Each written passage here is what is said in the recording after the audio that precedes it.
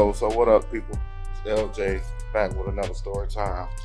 Hopefully I can get a good story time out of it.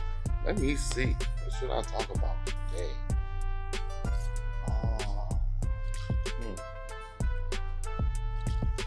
I don't know. Maybe I'll just wait.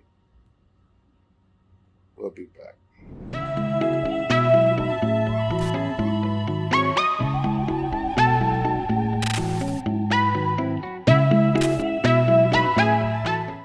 What up, people?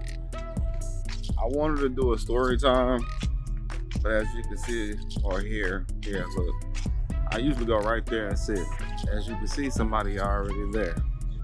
And the dang on EMTs is just running through here, so I guess I won't do it right now. We'll do another take. Bruh. So, in this moment of American history, African American history, is dedicated to Rosa Parks. In 1955, she refused to give up her seat to a white passenger. Sister probably had a long day at work, but she also made it a symbol and it ignited the civil rights movement in the United States. This has been a Black History Moment in honor of Mrs. Rosa Parks. Thank you.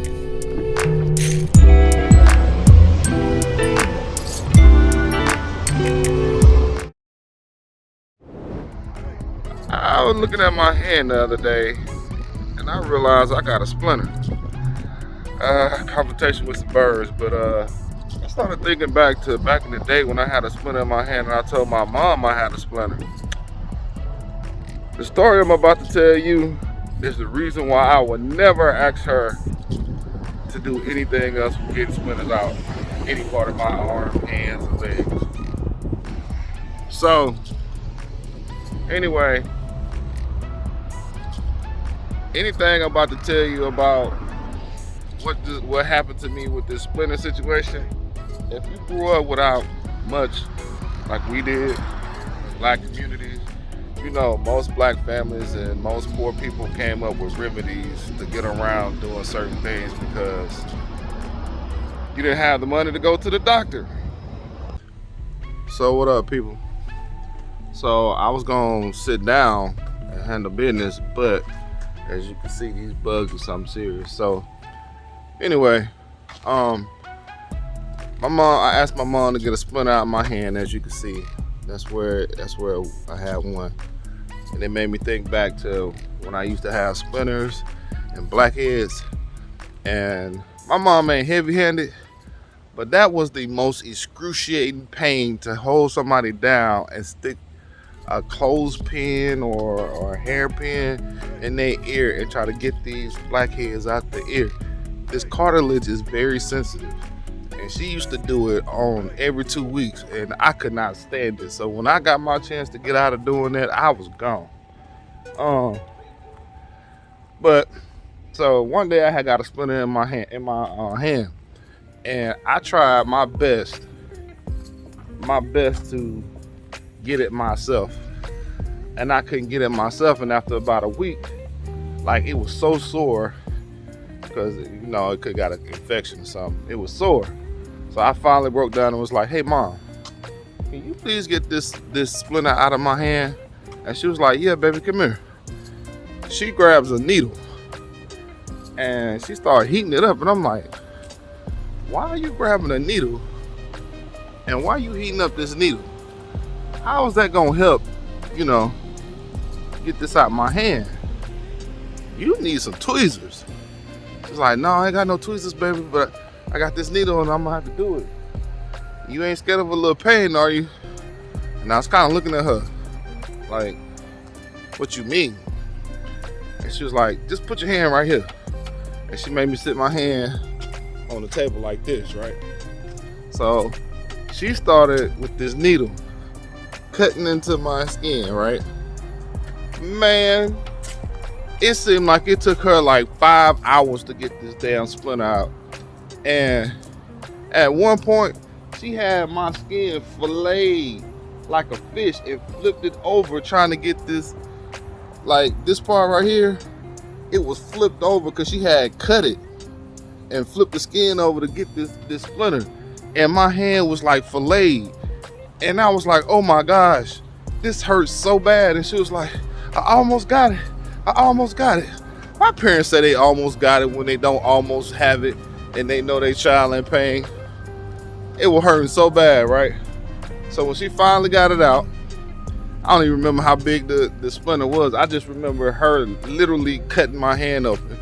And I was like, man, what in the world? So after it finally healed up, I messed around and got another splinter, because when you were a youth, you be out there outside. We used to be outside all the time. You think I called her? I did not tell her I had a splinter. I figured out how to get it out myself.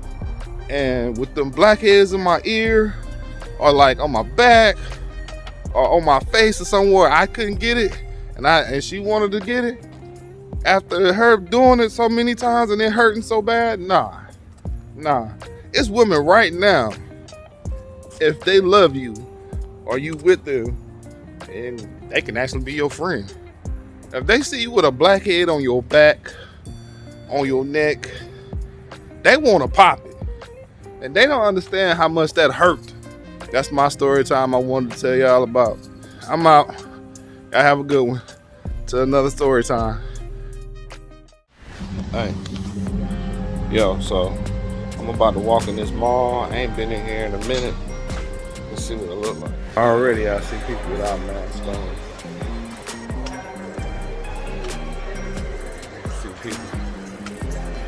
Parliaments. That used to be the barber shop right there. It's an art gallery now. Crazy. Not that many people today. Not right now. Maybe later.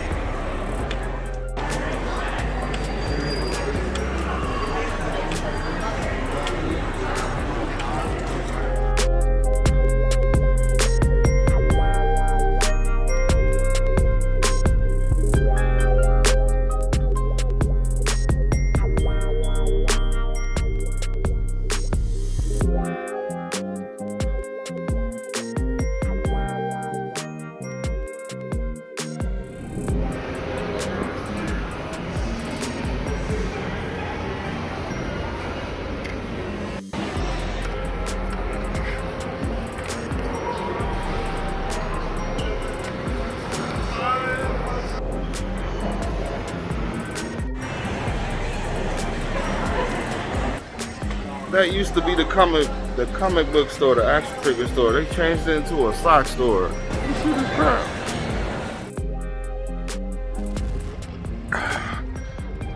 The amount of people not wearing masks in the mall is crazy. It's a lot.